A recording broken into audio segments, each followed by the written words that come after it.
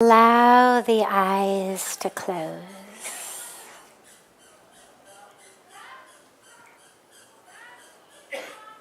And just allow yourself to really arrive here.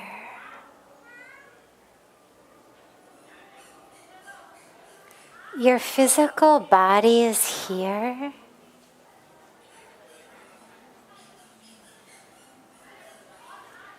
But take a moment and allow the fullness of your presence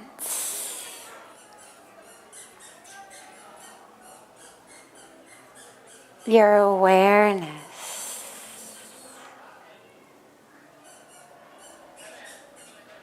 to fully arrive.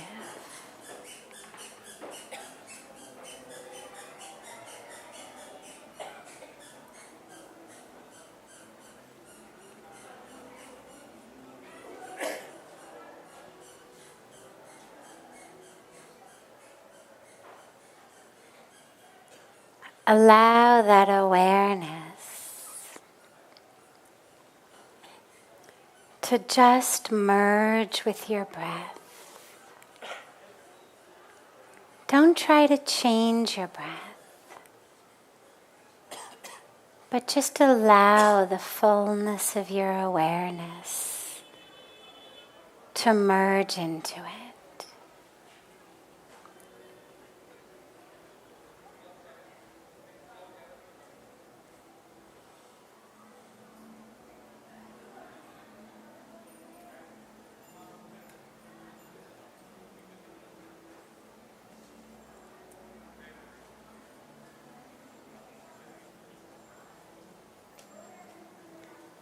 If the mind wanders, as it always will, don't worry. Just bring it back. Whether there's thoughts, sounds, sensations, just don't allow the awareness to get hooked into them. Just gently bring it back to your breath. Back to this very moment. And the very perfection of this moment.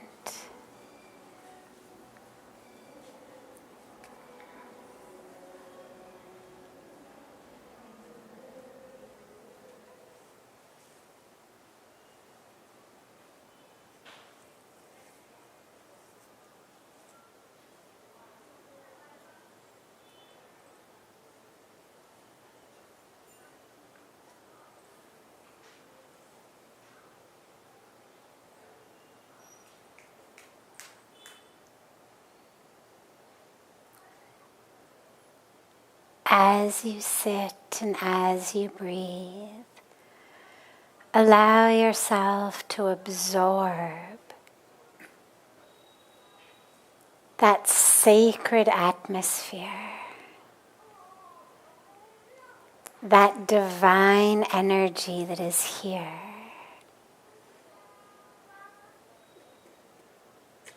That sacred prana that comes from the tops of the Himalayas, that flows from across the waters of Mother Ganga. That energy of the sages and the saints.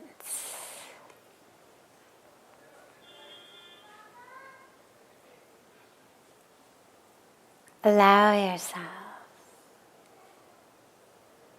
to just absorb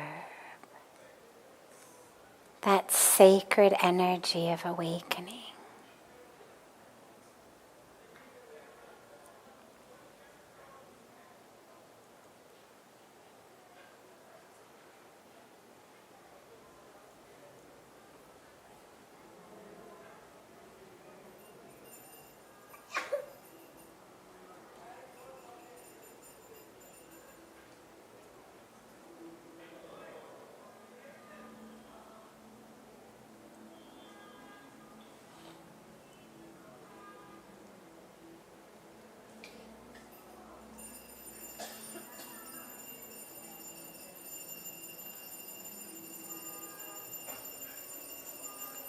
slowly and gently bring the palms of your hands together at chest level and rub them gently against each other.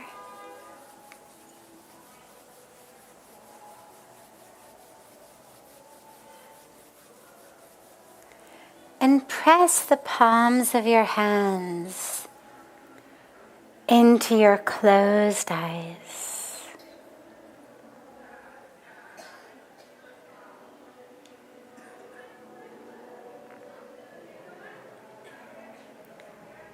Slowly and gently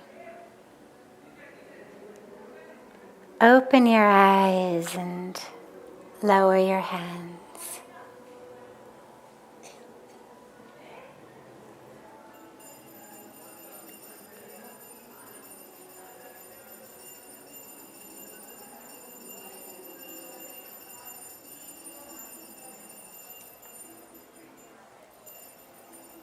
Welcome to Satsang. So wonderful to be together.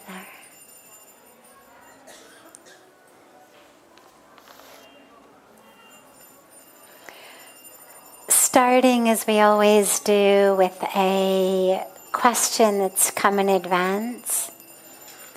And then we'll open it up to any questions that anyone here has.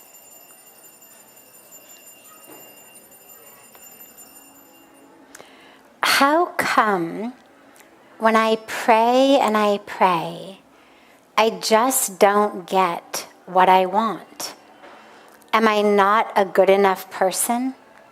When will my luck turn around? Is God punishing me?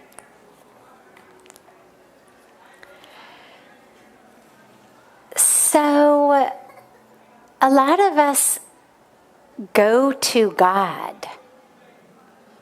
like we were going to the shopping center. We go with a very clear item in mind or list of items in mind. I need this, I need this, I need that. And so in the shopping center, what you've got to do is you park your car, you get out, you find the right store, you make sure you've got your money or your credit card. And for a lot of people, that's what going to temple or going to puja is. Okay, so I've got to show up with my flowers. Maybe I put some donation in the box, or I make some kind of dakshina. I chant a certain mantra, or I do a certain puja. And then, just like the clerk at the shopping center rings up my purchase, well, in the same way, God is going to sort of ring up my purchase and just hand me whatever I want, as though I've now purchased it. Through my prayers, through my mantras, through my showing up at the temple, through my puja, that I've now purchased this. But God is not a shopping center. And so it's not a matter of continuing to say the same prayers, as though somehow God just didn't hear you the first time, right? You know, sometimes if you go to an event, any event really, but a big event, some big hotel or convention center, the person who comes up and speaks will begin with saying hello, or good morning, or namaste, or Jai Shri Krishna, or Bharat Mata Ki Jai, or whatever it is, that expects some kind of a response from the audience. And when you don't give it loud enough, right, they always say, I didn't hear you, come on, let's try that again, didn't hear you in the back. And it's a technique of a lot of public speakers to get the audience engaged, to get them to give a really loud hello or Bharat Mata Ki Jai. But God is not using techniques. God's not there going, louder. Come on, I didn't hear you in the back.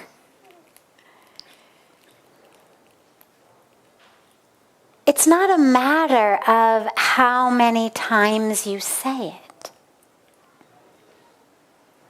With God, you don't even have to say it. God knows. So if we're not getting something, it might mean that that's not actually what is best for us in that moment. My favorite way of thinking about this is if you walk up to a vending machine and you want a chocolate bar and you put in your, I don't know what it costs in India, dollar bill or 50 rupees or whatever it may be, and you push the button, you're going to get a chocolate bar out. The machine doesn't care if you're 400 pounds and diabetic and your teeth are rotten. The machine's going to give you what you put in the money and push the button for.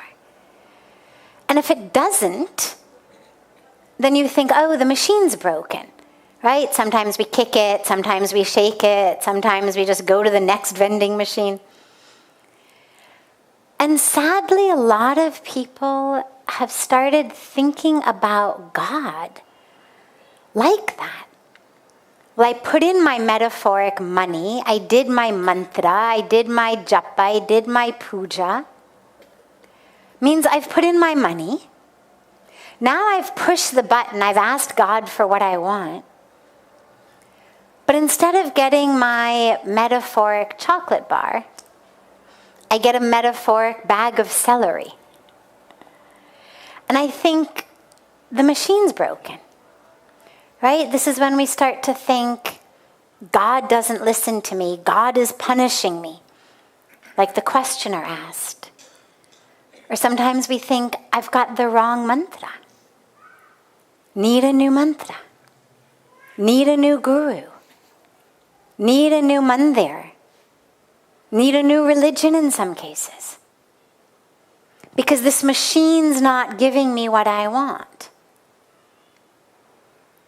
But that's not how God operates. God's not here to give us what you want if it's not actually what is the best for you as you walk your path to get closer to God. God doesn't care if you're a CEO of a company or a president of a company or a window washer of the company. God's not worried about how your stocks are doing or whether your son or daughter got into the best university so that all the neighbors are going to be jealous and think you're a big person. What God cares about is that you get close to God, that you walk toward God within yourself, that you peel back layers of untruth. And so you're going to get that which, number one, is the fruit of seeds that you've planted. Right? It's not that I'm going to plant an apple seed and then pray and pray and pray for peaches, that if God loves me, he's going to give me peaches. Well, I've planted an apple seed. I'm going to get apples. So what we get is the result of our actions, but it's also the result of us receiving that which the divine knows is the very best thing for us to get closer to truth, to get closer to God. So don't feel like if I just am louder or I say it more and more, that finally God's going to listen. If you're praying for something over and over and you're working for it, Because, sometimes you get youth who come in and they say, oh, I really need your blessings. I've got this exam tomorrow. And you say, well, did you study? They say, well, no, that's why I need your blessings. You've got to also work for it. So if you're praying and you're not getting it, ask yourself, number one, am I actually doing the action? Am I doing the karma that's going to flower into the fruit that I'm looking for? And number two, if yes, if you feel like you are, then ask yourself, maybe the universe knows that I need something different right now. Maybe that bag of celery was not a mistake, was not the machine being broken, was not it just being really not my day, can't even get a chocolate bar, but that actually it's the universe, the divine, perfect universe, giving you a message about exactly what is right for you. Not that you're being punished. God's not up there punishing or rewarding. We're getting that which will bring us closer to God. So ask yourself, how is it that which I've got, even if it's not what I think I want, how am I supposed to use that to get closer to God? Because what it means is your path to God is in that thing right now, or in that situation right now. So ask yourself, how can I use this situation to get closer to God? And stop thinking the machine's broken, because it's not.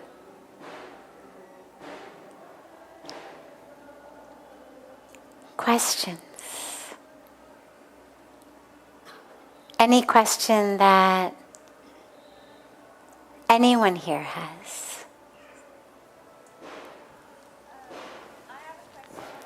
Yes, and then Manojji. Yes. Just one sec. He's bringing you a microphone.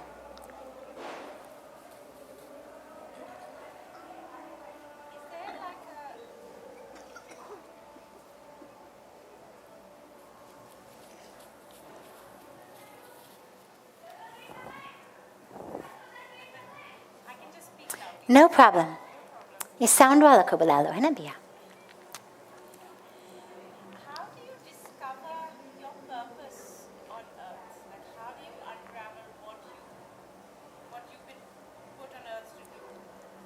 And how do you work towards that? So, since she doesn't have her microphone, she said, how do you discover what your purpose is? How do you unravel what you're here for? Well, the good news is we've actually been told. If you pay attention in our scriptures, if you pay attention in Katha, if you pay attention to the words of the saints and the sages, we are here for self-realization, for God realization. That's our purpose. That's why we are here. Everything else is bonus experience. And so what you've got to ask yourself is, how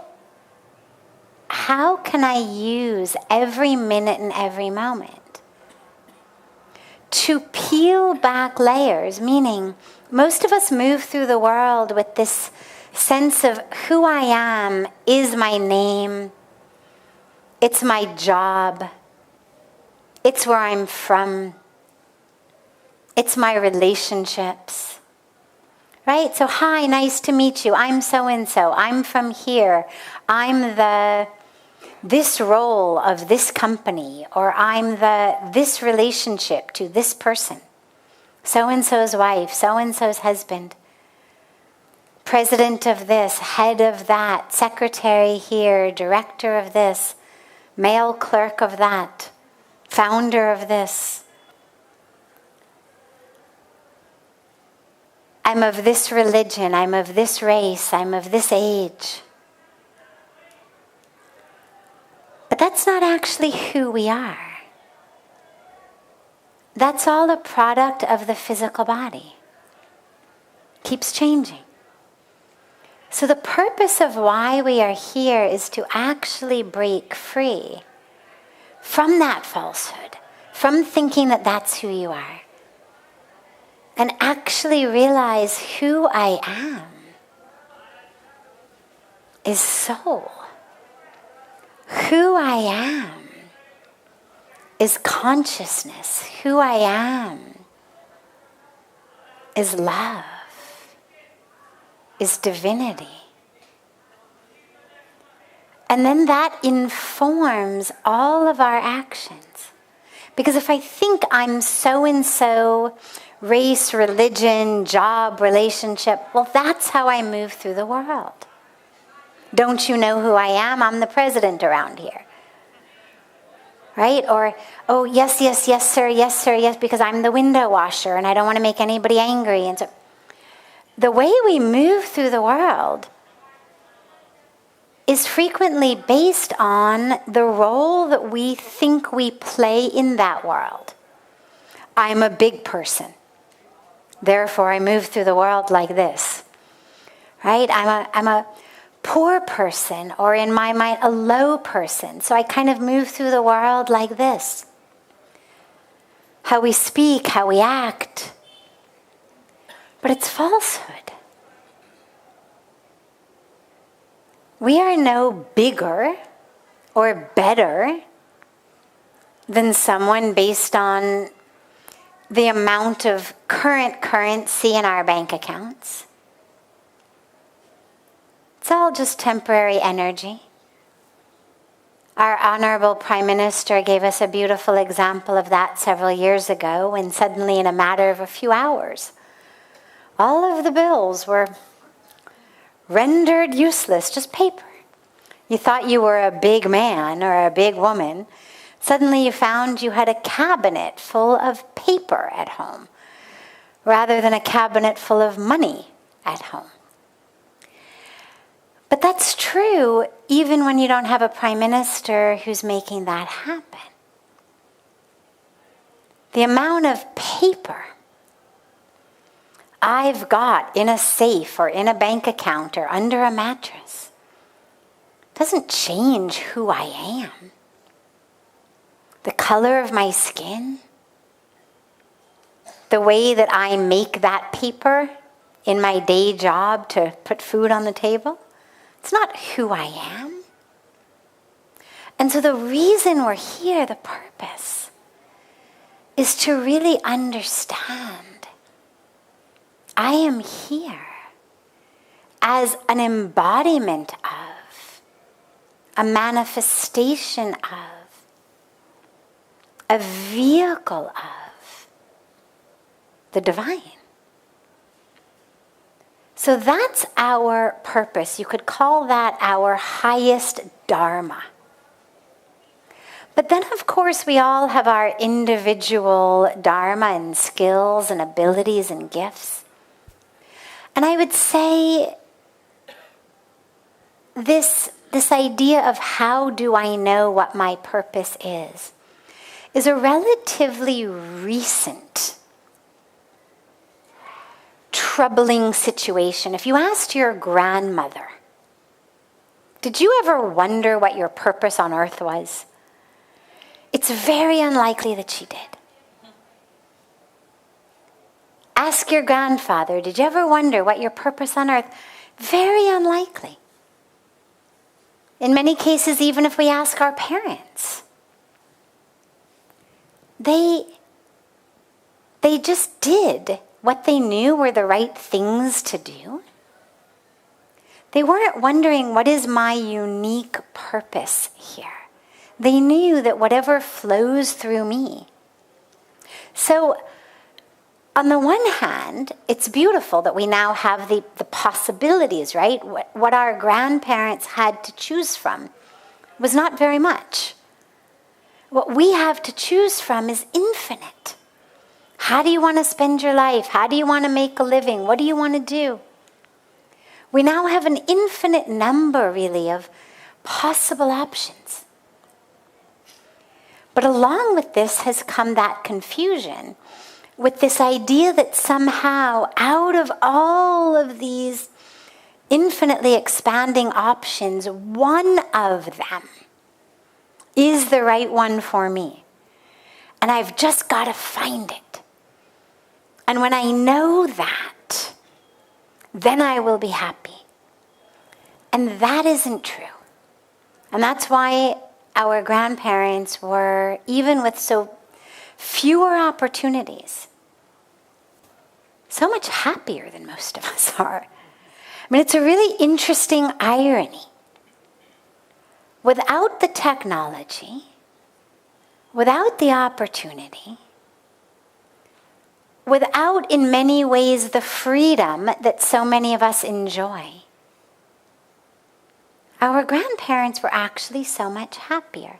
Because, to a big extent, this idea of, I need to find my one purpose, actually makes a lot of us miserable. And it paralyzes us. Because we don't do anything, or we're not happy with what we're doing. We're not actually putting ourselves fully into what we're doing. Because we're not sure this is my purpose. Maybe it's not as glamorous as I would have liked, or as romantic as I would have liked. And so we've got these ideas that it's going to be something that's going to kind of fall out of the heavens and manifest in my lap with a big neon sign that says, this is your Dharma. And I think in these cases it's really wise to kind of take a lesson from our grandparents, which is understand what your ethics and values are, what you deem important in life, that makes you feel fulfilled at the end of a day, that your life has mattered, that it has been in alignment with your values and ethics, that it has had a good impact on someone else. Maybe you just smiled at someone in the street. Maybe you helped someone across the street. Maybe you gave someone some food. Maybe you built a hospital. Maybe you gave eye operations. Maybe you do any one of a million things. Maybe you stuffed envelopes for an NGO to send out for fundraising. Maybe you swept the floor. Maybe you washed dishes. Maybe you pumped gas. It doesn't matter. Whatever you do, as long as it's in alignment with your ethics and values, and as long as it's making a difference. Now you look at things like, well, I pumped gas. How's that making a difference? Well, on the one hand, it's helping you fulfill your duty to your family by putting food on the table. Certainly made a difference to your children who now have dinner, where if you hadn't gone to pump gas, they wouldn't have had dinner. So sometimes our careers are actually that which we are able to utilize to fulfill that purpose, whether we're being paid for them or not. But in a lot of cases, that purpose may not necessarily be your career. The career may simply be that which puts food on your table. And your purpose, that unique gift that you have, may actually be the way that you interact with people. The joy and the peace and the love that you leave every single person who interacts with you with. It could be, I think about the guys who are hammering rocks on the side of the road, right? You drive through the Himalayas and there's these men and women who are hammering rocks to make the asphalt for the road.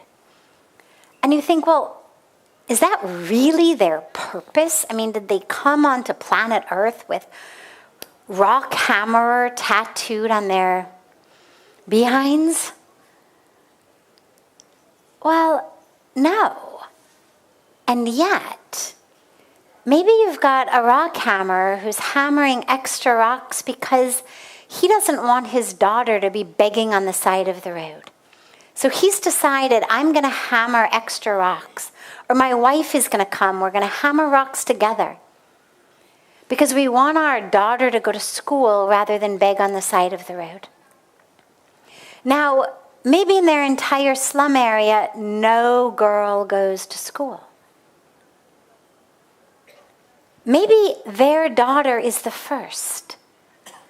And then maybe all of the other little girls in the slum start saying to their parents, I want to go to school. Like she goes to school, I want to go to school. And now this man has essentially started a revolution of girls from their slum going to school instead of begging. Now, did he wake up and say, my dharma is to start a revolution in gender equality? Of course not. He just knew, I don't want my daughter begging on the road. I want her to go to school. Maybe he dies. I mean, their lives are pretty treacherous. Maybe he dies before the revolution happens. Maybe he doesn't even know, even on his deathbed, what his purpose was. He was just doing his duty, waking up every day knowing this is what I need to do in alignment with my values and my ethics to feed my family, to make my daughter be able to go to school so she's not begging on the side of the road. And for a lot of us, if we could literally just get up with the same simplicity of mind that simply says, I'm going to just put one foot in front of the other, doing my very best with whatever I have, whatever God has given me, the skills, the abilities, the opportunity. In that guy's case, he doesn't have very many. Not skills, not abilities, not opportunities. But he made the best with what he had. And he started a revolution. So you think, if we just could put one foot in front of the other, knowing whatever I've been given, it's been given to me to use. To use for the betterment of the world. It's been given to me by the divine. Because here I am as an embodiment of the divine, doing God's work here on earth. So that's your purpose, is to do God's work here on earth. And it may be to sweep the floors, but to smile at everybody as you do it. And to just be the one who everyone walks away from feeling touched and filled with joy. Maybe it's the one doing eye surgeries, building hospitals, teaching school, working in nonprofits. Who knows? But maybe it's not. You're going to see what your own way is. But But don't wait for it to fall in your lap. Just get up tomorrow knowing, here's what I have.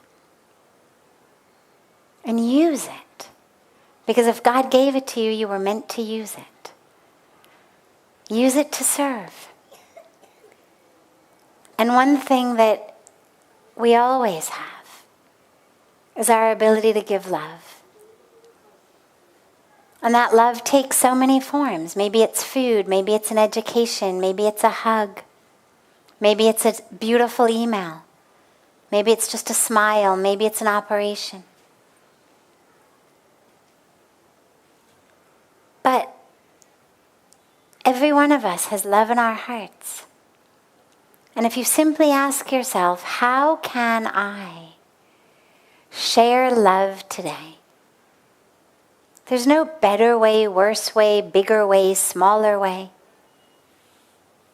Just like in our bodies. All the different parts of the bodies do different things.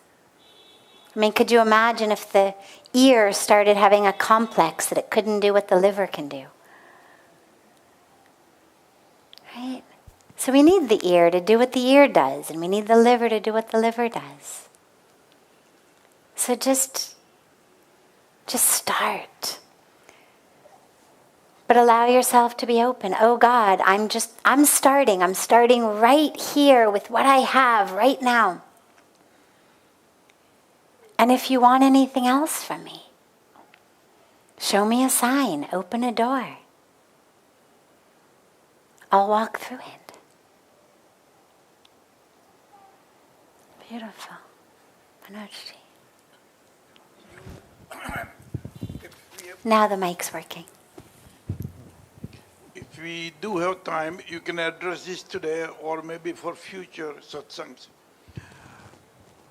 What can we do to minimize this world anger and the war, or especially because we are consuming more energy and getting it from Russia? We as a nation can maybe start some movement, use less energy. And that will prevent Russia from trying to sell energy to the countries who are using more. Great. And just like the Modi ji did in rupees bills, we can say maybe part of curfew, use less energy at certain hours, turn the lights off. Beautiful. And so on. Beautiful. So he's asked what we can do.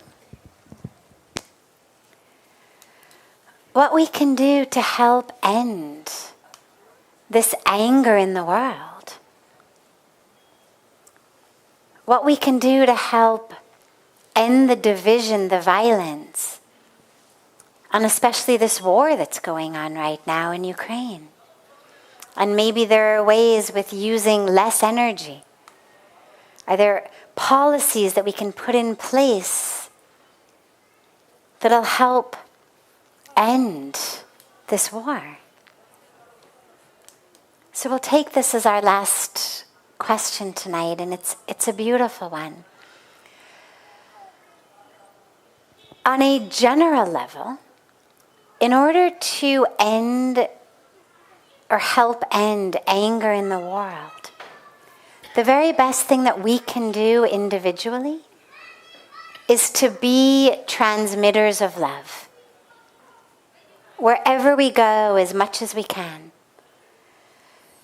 Wherever we can share love, because see, anger is a ripple. So here's what it looks like a lot of the times. A man, let's say, is being a well-to-do man, CEO of a company, let's say, is being disrespected by his child in his house. Or he thinks his child is disrespecting him. The child is not obeying the way that he would like. He feels disrespected. He comes into the office. He yells at his employee. Not actually because of something the employee did, although he gives an excuse, but because he's furious at how his son is not living and acting the way that this father thinks his son should act. So he takes it out on the employee.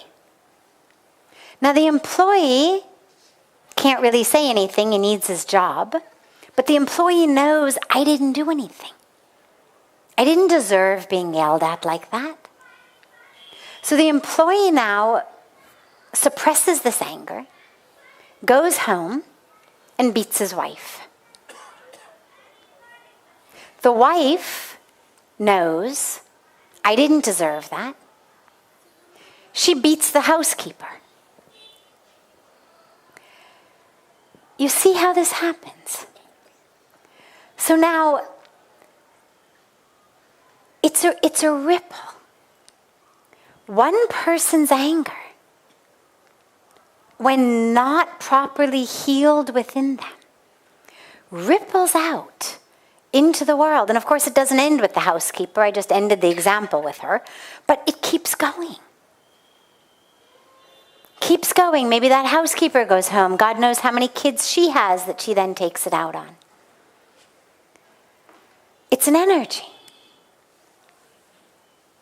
And so the very best thing that every one of us can do is make sure that when we are giving our energy into the world, that we're giving energy of love.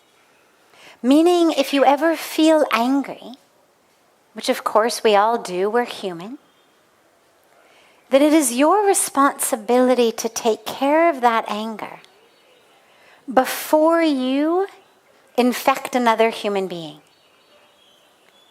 Meditate, pray, go for a jog, drink a glass of water, listen to music, read poetry, write poetry. Do whatever you need to do so that when you are face to face with another human being, or an animal even, that you are no longer angry. So that's the first thing. The other thing, though, is that when you start to look at violence in the world, and we'll come to the war in a moment, a lot of the anger that precipitates violence is what you could really consider rightful anger. Meaning, I believe people who get up every day and they go to work, but they don't earn enough money to properly feed their families or to be able to send their kids to school,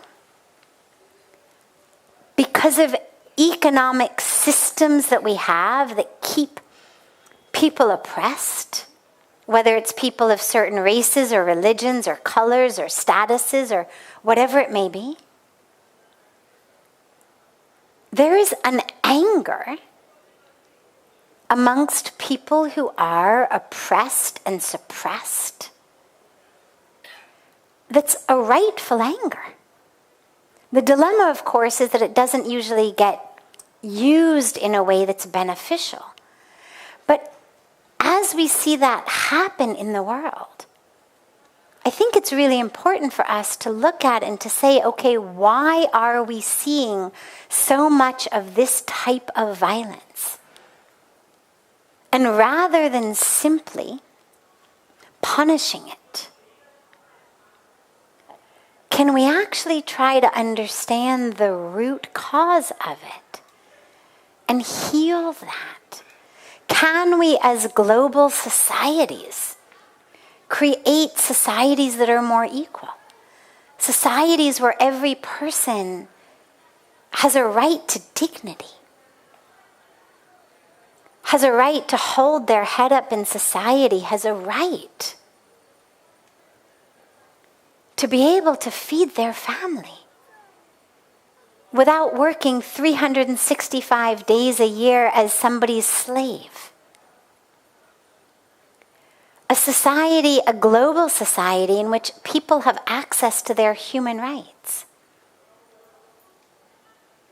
The right, for example, to worship their religion. All over the world, people are not allowed to worship the way that they would like, because a particular government may prevent them, or a particular social situation may prevent them from practicing their religion. People of certain sexual orientations are prevented from loving the way they would like to love, because society prevents that, or punishes it, or looks down upon it. So I think that as a global society, we need to make sure that we're not fostering systems that give birth to anger.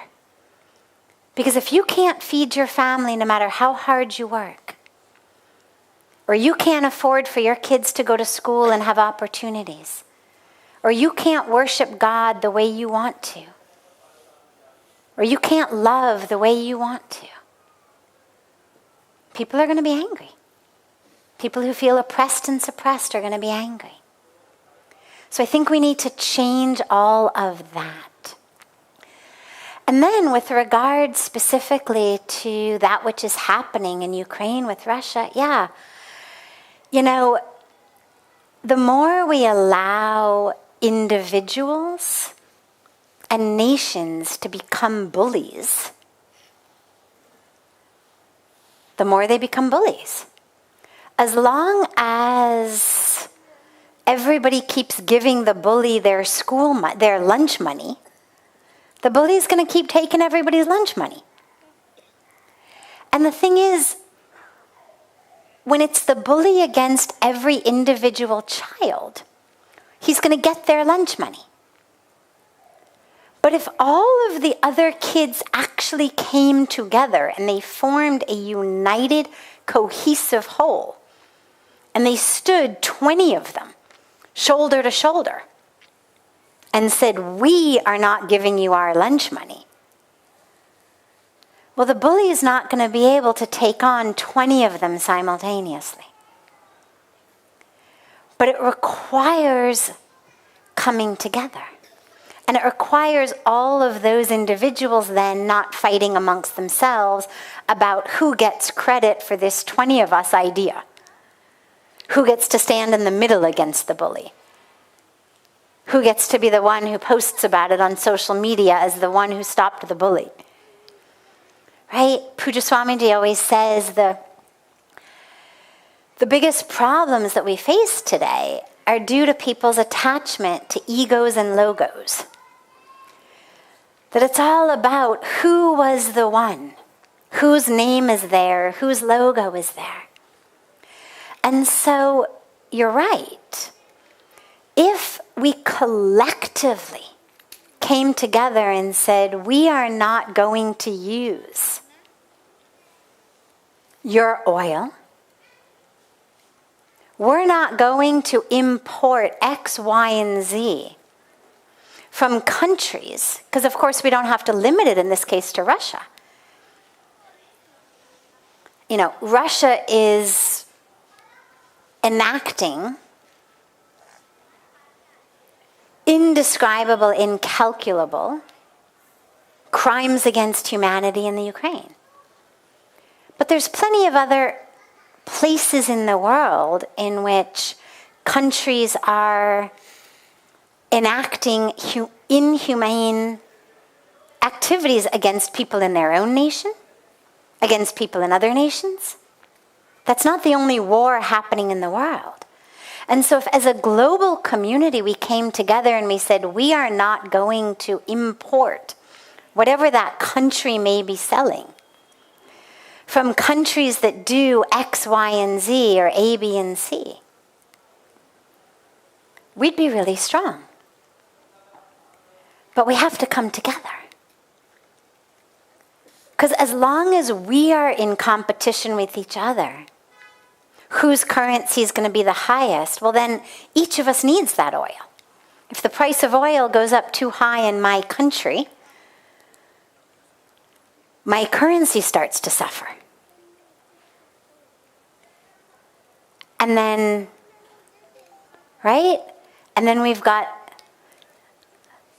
that economic situation against other countries. So we would actually have to come together to support and to say, oh, okay, well, so I've got oil. I'll give you oil in the meantime. You've got this. You provide this in the meantime. But we'd have to come together to do it. But it's absolutely true, and it's a beautiful idea. We need to stop bullies. But they're only going to stop when we are strong against them. They're not going to stop because we say, hey, by the way, in case you didn't notice, you've got some really bad karma coming your way. They're only going to stop when there's some power through which they cannot continue to enact these crimes against humanity. Something's got to stop them. And either it's going to be political power, it's going to be firearms power, so unnecessarily more people will die. They'll just be Russians instead of Ukrainians, which doesn't make things any better, because the Russian people are just as innocent as the Ukraine people. So we don't want to end this with firepower. So there's got to be a power, a political power, an economic power to stop it, which all of us are part of. And that's the way for us to move through the world. But if each of us is so attached to, oh my God, how dare my price of gas go up? I'm no longer going to vote for this person because they promised gas prices were going to go down and gas prices have gone up.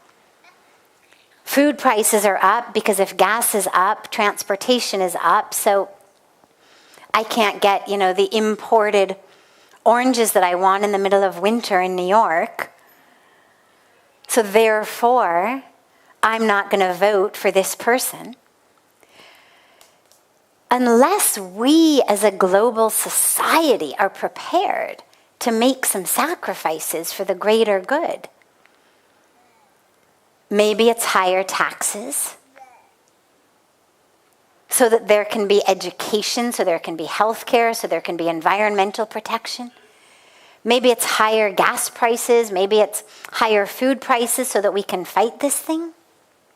Maybe it's not having Valencia oranges in the middle of winter for a little while in New York, whatever it may be. But we as people have to be prepared to make some sacrifices for that greater good. And to come together united for that. And only then it'll happen. We'll start with yours tomorrow. We'll take you first. We'll take you first tomorrow. Wonderful. Have a beautiful, beautiful rest of your evening. A beautiful morning and day to our family joining us from all over the world. And so much love to all of you.